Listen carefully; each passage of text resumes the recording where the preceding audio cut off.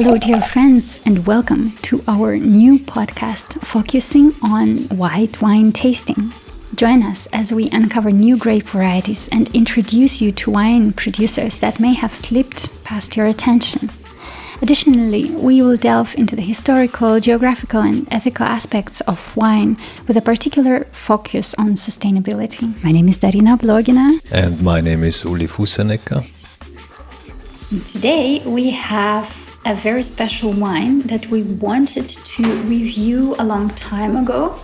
So we had a wonderful trip to the region of Weinviertel where we stayed in a wonderful house that actually belonged to a wine producer.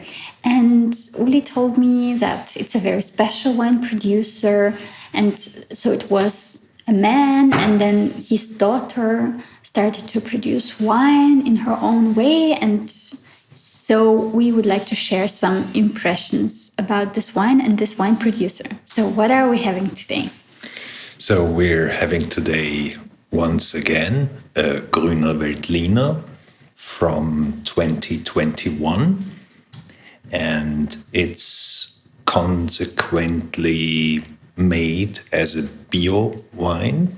We will maybe later explain a little bit about this very special way of producing. The name of the winemaker is Elisabeth Rücker. She is doing different grapes. So there you can have Riesling, Grauburgunder, several types of Grüner Veltliner. We tried them all when we stayed there. Not all the red ones, but all the white ones. And yeah, I think this one, which we are trying now, it was our favorite one. It's called Grüner Veltliner IB. IB stands for Innere Berge, which is the vineyard. The place is called Schrattental. It's the most western part of Weinviertel.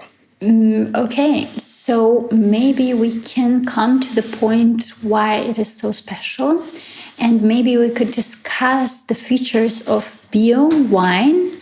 How should we distinguish bio wine from non-bio wine? Maybe, I guess, I'm not a big specialist, but I guess if you have the label bio, that means that you grow your plants, your grapes in a special way that is maybe less harmful for the nature.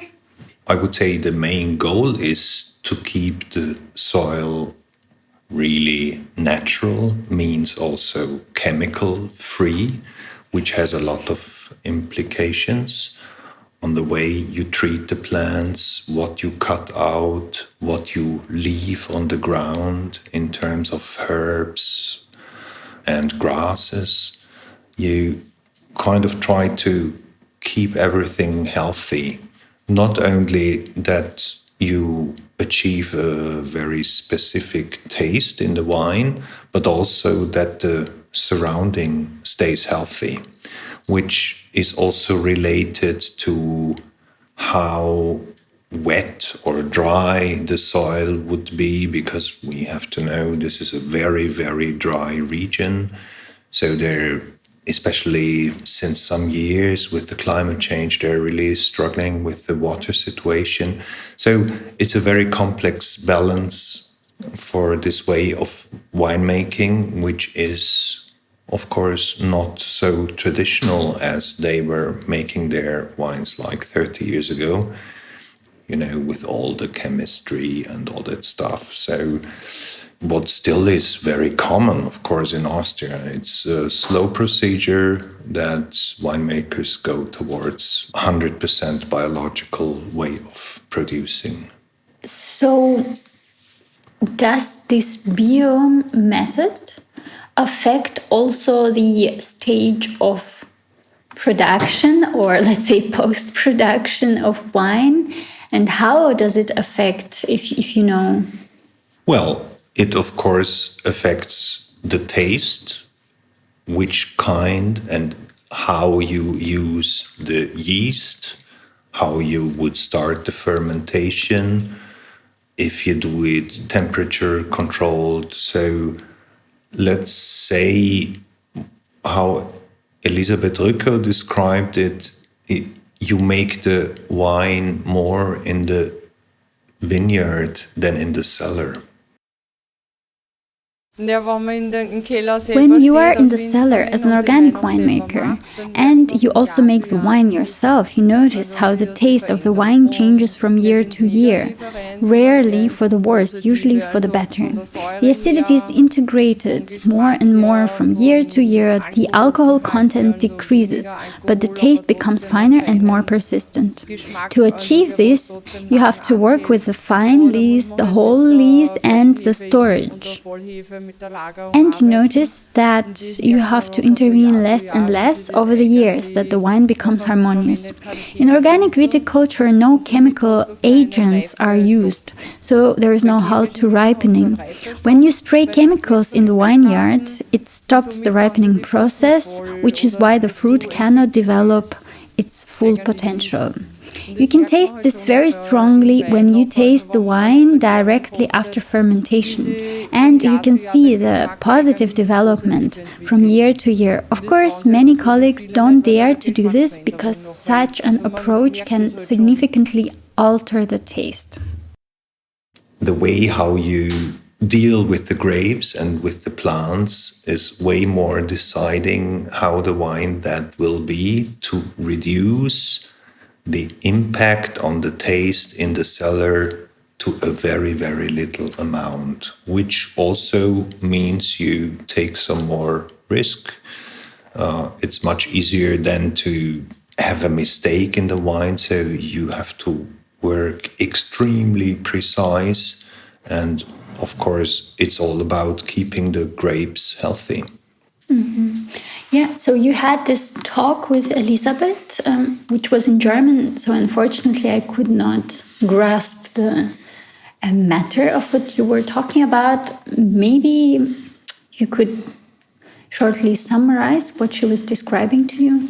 Well, I asked her a lot how it feels there in this kind of region to make bio wines, to be so consequently on this path, having taken over this production place from her father, who was very successful. So, of course, she took quite some risk to go this completely new way. It was partly meant to be, I would not go so far to say exotic, but it was certainly a risk to be taken serious also by your colleagues. Earlier in the 80s, it was not easy being an organic winemaker. You would get comments from the neighbors like, what kind of nonsense are you doing? Today it's better because we already have a few active organic businesses in our village. I guess I've also created some pressure as a pioneer here. But in the end, what the neighbor says is not so important. You have to look past that. I do my work, they do their work, and in the end, everyone has to sell their own wine. As she described, she believes a lot in that in terms of sustainability. In the end of the taste of the wine, she wants not to design a wine which tastes every year the same. The goal is really that you can taste the soil, the weather, the different circumstances, which are every year, of course, a bit different. So if it was a wet year, a dry year, a hot year, a colder year, if you had to harvest earlier or later, all that has an impact on the wine, on the taste. And of course, you go a different way because you do not want to make a designed product like a brand that we know, okay, the wine of Elisabeth Rücker, let's say this Veltliner Innere Berge tastes every year like this, and you recognize the taste every year. You know this. No, the philosophy is just the opposite. It's a living product. As I remember, when we tasted it there, we stayed there, I think, for 2 or even 3 days. We tasted it several times, and I would say even there is a lot of really good wine in that region. The character of this Veltliner is definitely a bit different than what you would normally expect. I always say you don't sprinkle glutamate on a schnitzel either. You don't want it to taste like something else. The grape becomes wine after pressing, and why should you compromise that? It's such a good natural product. You spend the whole year in the vineyard working and tending, trying to harvest grapes that are as clean as possible. For me, that is what is genuine. I look at the grape and I think to myself, wow. I mean, if you would like to listen to our episode that we have recorded about Grüner Veltliner, please check out the earlier episodes. I think we have recorded it somewhat like 4 episodes ago about the Austria's signature wine, which Grüner Veltliner is. So, and then I think we have reviewed their MLM. Yes, we have reviewed MLM from Leo Maurer, which is quite a good example what we were just talking about. It's the same grape. It's 15 kilometers away because this vineyard is in Schrattental, as I mentioned. So it's really near to Röschitz, where Leo Maurer is. And it's absolutely incredible that it's the same grape and you get such a different product out of it. Both of them are great, we think, but that is quite spectacular. That's why it's maybe important to mention, we won't get deeper into it right now, but Grüner Veltliner offers really this enormous variety of tastes, of character. So when Darina said it's a signature grape of Austria, I would absolutely agree. So maybe we go to the wine, we turn ourselves, we turn our faces and our gazes to the wine glasses, where the wine is already waiting for us. So what I see is the color, I would say, is not what I normally experience from a Grüner Veltliner, because it can be sometimes almost green or yellow with a cooler undertone or almost white. So it can be like mostly for me what I have experienced also in Austria, in that region. Within our trip, we have tried so many Grüner Veltliners there, and it was mostly on the cooler side, let's say, color-wise. And here what I can see is a warmer, quite transparent, but still a warmer shade yellow. Yes, I totally agree. It's almost a rich yellow. It's still shiny, but it has really no green aspect. In terms of scent of this wine, I think it reminds me of something fermented. I feel a fermented scent. And I would say it's maybe an apple that is still on the tree, on the very top of the tree that nobody can get, this apple, and it gets a bit like fermented there under the sun towards the end of the summer or towards the end of the autumn, and it stays there and oxidizes, and it's quite a rich, nice, complicated smell, I would say, but it's very pleasant and very intriguing, as I said before. Yes, I feel also really some herbal notes, maybe more floral notes. Yeah, herbal would be maybe too edgy. No, it's very round, but at the same time it's very clear what we can smell. I do not smell this pepper note we often have with Grüner Veltliner. This is here not existent. Don't you smell also something nutty? Yes, I was just thinking about some maybe almond, like fresh almond, when you just crack the shell. Yeah, maybe almost still a little green, not too well done, but there is something nutty, I think, in it. Or, in the apricot, in the stone of apricot, there is also nut that is reminding of almond, but much smaller. That can be the right taste or feeling. I think you're totally right. It's this how you call this pomaceous fruit aspect with this with just about the stone and not so much the fruit around. Maybe we'll have a try. Yeah.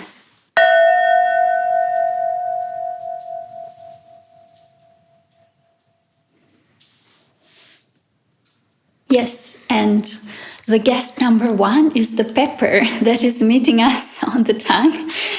So we just said that we don't feel any kind of spicy element, but when you enter this room of taste, there he is. Absolutely present. I must say it's really wonderful, this wine. It's so clear, it's very mineralic, it's fresh, but it's not this kind of fresh when you have a fresh wine from the last year, which is not so long in the bottle. It's a different kind of freshness. So this mixture of this wine that on the one hand, we will maybe later talk about it, that it has been also in the great wooden barrel for a while, but on the other hand, it still has this fresh and clear pepper. Is a very good and a rare combination. Also, it has a little bit of some smoky notes in it, I think. The apple aspect, which we had before, I cannot feel it anymore in my mouth. Really, it's not present. It's very interesting how much it changes from the scent to the tasting on your tongue.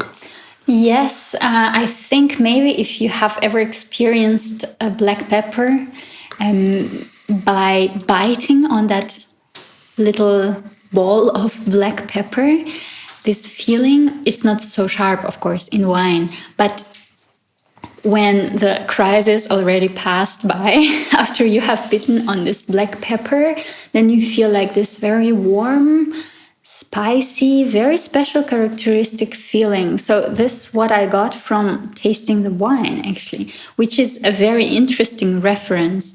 As well, I got the feeling of this plant, or like cooking plant, that we were looking desperately during these days. I don't know how it's called in English, this Lorbeer, this leaf. Laurel. So this dry leaf that you normally would put with cooking or marinating some stuff, put in some dishes. So I think this rich taste combined with a bit of black pepper, let's say, feeling, and maybe it's interesting that you expect from a Grüner Veltliner, you expect maybe something citrus-like, very crispy, like a very strong lemon taste, or lime even, in a way that is super super sharp. But here you don't get this feeling, but somehow if I would have drunk, or if I would have tried this wine somewhere else, I would not even realize that it's a Grüner Veltliner. Well, I think you would, because of the pepper. I think that is very, very characteristic. But I agree what you were saying about this kind of crispiness. It's really different. This is maybe comes also from the way how the wine is done, but we should also maybe mention it is not that crispy, but it has a fine acidity, the wine, so that you don't get the impression of the attitudes we're here talking about. I think it has a fine acidity and it has a good grip, so it's very well structured, but for me, in a very special way, balanced, the whole taste experience. Yes, I agree. It's a round experience, as you have mentioned before. Also, what I feel at the end of the taste, let's say I feel a bit the fruity side of this complicated taste, which is, to me, a very juicy peach. I don't know if you realize that taste. I totally agree. That's the one aspect, but this fruity taste comes with a tiny bit at the very end, a tiny bit with a salty experience as well.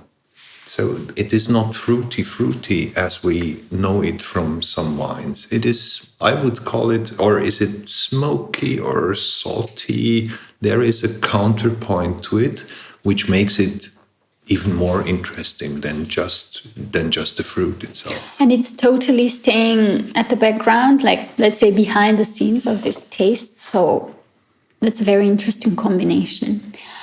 And also, I must say, this nut, somewhat an almond, or the tone of the apricot taste, it stays with you in the smell and in the taste as well.